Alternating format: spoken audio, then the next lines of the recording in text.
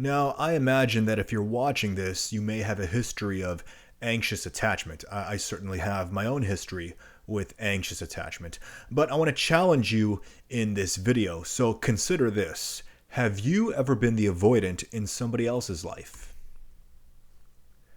Now, real quick, if you're new to attachment theory, there's four main attachment styles. There is only one secure attachment style. That's the secure attachment style. This person is very secure with themselves and with their relationships. They still feel all the same emotions that everybody else does, but they're secure with themselves. They know how to regulate those emotions.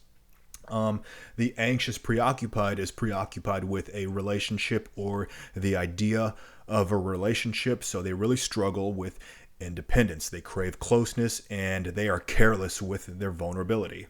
The dismissive avoidant is hyper independent and they go the opposite way. They fear vulnerability. They do not do well with vulnerability. They don't like it, and they often require a lot of distance in their relationships. And then the fearful avoidant is a mix of both anxious and dismissive. They swing between the two. That's why this is the disorganized attachment style.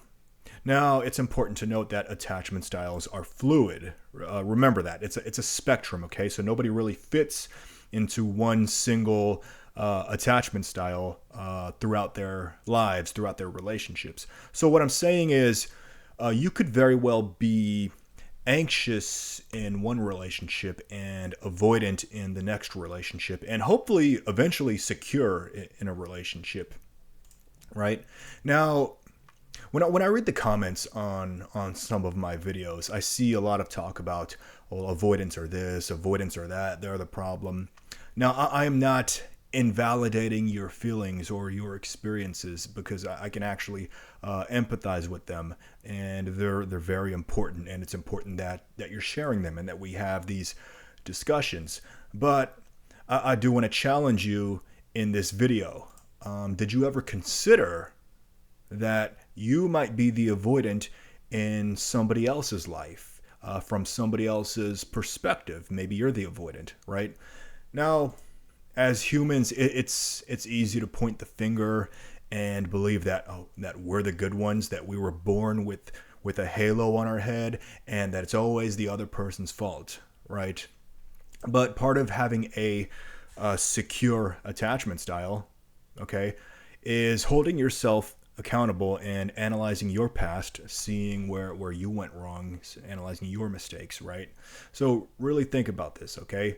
Even if you do have a history of having an anxious attachment style, okay?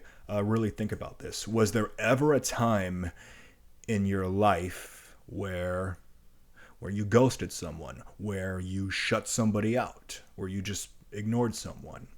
Now, look, if somebody is being abusive or threatening, then sometimes you just need to cut that person off, because there's no reasoning with them. You know, particularly a narcissist in your life. Maybe you were in a relationship with a deep narcissist.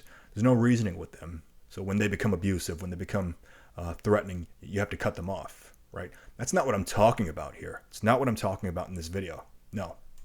I am asking you, has anybody in your life, in your past relationships, ever tried sincerely reaching out to you for clarity, for understanding, for conversation, for closure, and then maybe you ignored them, maybe you ghosted them, maybe you breadcrumbed them, dismissed them, etc., etc.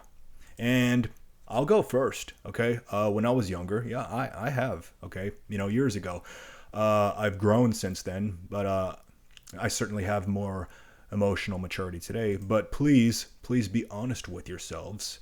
It's the only way that you're going to grow towards a secure attachment style. Now, it doesn't make you a bad person, okay?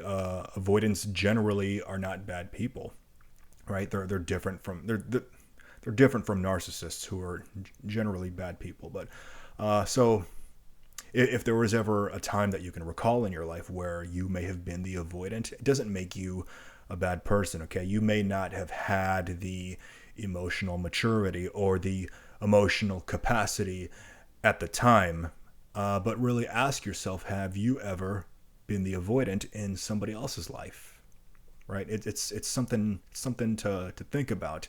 And if you're willing, please share your stories in the comments. Let's talk about it. So I hope I brought some good into your life today. If so, please like and subscribe. And again, please share your stories, share your experiences, share your thoughts, and let's get the discussion going. And if you think this video might help somebody, please share it with them. And until next time, I will see you in the next video.